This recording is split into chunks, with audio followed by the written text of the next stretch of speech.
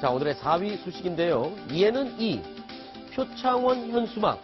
이게 어떤 내용입니까? 이유정 기자 설명을 해주시죠. 영상 보면서 설명을 해주실까요? 네, 국회 앞에 보면 지하철 9호선 국회의사당역이 있습니다. 여기 이 인근에 걸린 현수막인데요. 지금 왼쪽은 약간 가려져 있죠. 그런데 오른쪽에, 지금 화면이 보입니다. 근데 뿌옇게 처리돼서 안 보이지만 저기에는 어떤 내용이 들어가 있냐면 표현과 그 안에 합성 누드 사진, 그리고 동물과 이렇게 얽혀 있는 좀 이상한 모양의 사진들이 있습니다. 그리고 오른쪽에는 이런 문구가 적혀 있는데요. 표창원식 표현의 자유는 위대하다. 국회 전시관에 전시 부탁드린다. 이런 말을 써 있습니다. 약간 비꼬는 말입니다. 네. 일단은 얼마 전에 그 패러디했던 그 미술 전시 그림과 비교를 한 것 같은데 사실 이 그림이 두 가지가 좀 성격이 완전히 다른 거죠? 설명을 좀 해주실까요? 다르다고 하셨는데 어쨌든 그 왼쪽에 있는 그림, 박근혜 대통령 얼굴이 있는 저 그림은 마네의 올랭피아라는 그림을 그 박근혜 대통령을 비판하는 어떤 화가가 그린 거라고 합니다. 올랭피아는 프랑스에서 매춘부를 뜻하는 말이었다고 하는데 그 벌거벗은 몸에다가 박 대통령 얼굴을 그린 저 그림을 표창원 의원실에서 국회에 전시를 했다가 굉장히 논란이 됐죠. 문제가 됐던 그림이죠. 그다음에 현수막은 그에 굉장히 화가 난 박근혜 대통령의 지지자들이 있습니다. 그분들이 그거 표 의원이 그때 뭐라고 그랬냐면 이거 표현의 자유다. 박 대통령에서 비판 이렇게 할 수 있는 거 아니냐. 화가가 그린 그림 뭐가 문제냐. 풍자다 이렇게 얘기했는데 그렇다면 표창원 의원 가족에 대해서도 똑같이 표현하면 너희 가족들은 기분이 좋겠느냐. 그러면서 그것을 합성을 해놓은 그런 상황인데요. 그 촛불 집회 같은 데 가보면 박 대통령의 저 누드화뿐만 아니고 촛불 집회 그런 것도 있다고 합니다. 박 대통령, 살아있는 대통령인데 어쨌든 단두대 같은 데다가 목을 걸어 놓다든지 아니면 횃불, 그러니까 막대기 같은 데다가 대통령 얼굴을 이렇게 해놓는다든지 아니면은 그런 부분에 대해서 박근혜 대통령 지지자들이 지금 굉장히 격분해 있는 건데 살아있는 대통령인데 어쨌든 대통령 얼굴을 만들어 놓고 그걸 애들 보고 공으로 차고 다니라고 한다든지 그런 장면들이 박근혜 대통령 비판 집회에서 등장한 것 때문에 굉장히 격분해서 저런 현수막으로까지 불똥이 튄 게 아닌가 그런 생각이 듭니다. 일단은 이 표 의원 아내 측에서는 이 현수막을 건 단체나 사람에 대해서 모욕죄로 지금 고소장을 제출한 상태라고요? 네, 그렇습니다.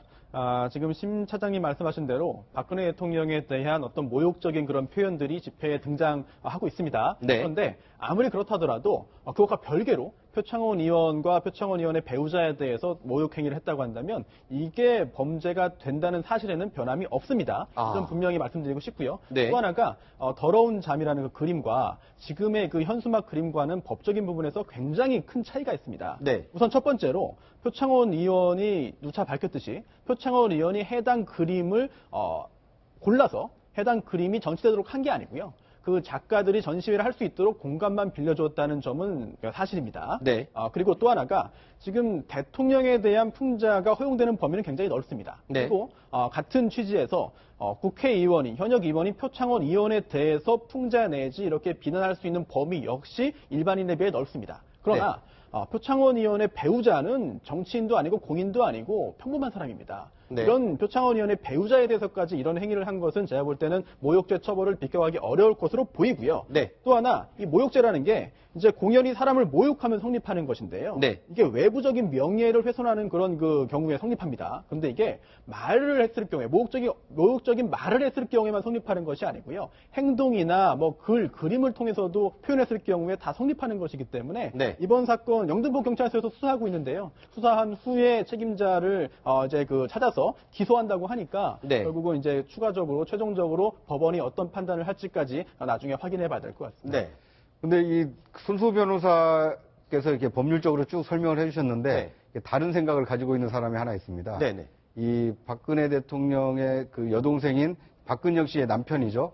공화당 총재로 있는 이제 신동욱 씨가 이 SNS에 글을 올렸습니다. 그러니까 표창원 부부에 대한 그 19금 묘사 합성 현수막을 게시한 사람을 고소하는 것은 소인배거나 뻔뻔한 사람의 지존 같다. 왜냐? 싱글인 박근혜 대통령에 대한 성적 묘사는 가능하고 유부남인 표창원은 안 된다는 논리 아니냐. 그것은 귀신 씨나라 까먹는 소리다.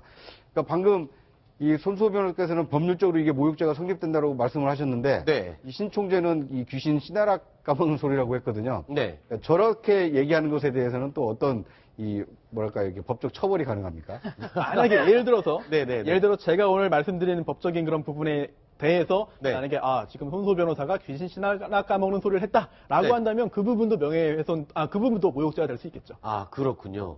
자, 그런데 지금 이 이야기가 네티즌들 사이에서 굉장히 논쟁거리가 되고 있다면서요? 어떤 의견들이 있습니까? 네, 의견들은 참 다양합니다. 여러 가지가 있는데 그 표창원 의원을 두둔하는 사람도 있습니다. 네. 그 더러운 점으로 조롱당한 그 표창원 의원도 직접 당해보니 표현의 자유가 얼마나 좋은 건지 알게 됐을 것이다. 뭐 이런 얘기들도 있고요. 네. 더러운 점으로 조롱당한 박 대통령도 누구의 가족이다라고 해서 박 대통령을 두둔하는 사람들도 있습니다. 네. 그리고 가족들이 죄는 없다 이런 네. 사람들도 있고 현수막 제작한 사람 꼭 처벌해야 된다 이런 얘기들도 있고 네. 양쪽을 싸잡아서 둘 다 초등학생 짓 한 거다 이런 의견들도 있습니다. 네. 사실 신동욱 씨 같은 경우에는 예. 박 대통령이 어쨌든 가족입니다. 그래서 그렇죠. 내 처형인데 저렇게까지 모욕을 해야 하느냐 뭐 네. 이런 식으로 표현한 것도 굉장히 인상적이었습니다. 그렇군요. 알겠습니다. 자, 여기까지 이야기를 나눠보고요. 다음 순위 내용 또 확인해 보겠습니다. 함께 보시죠.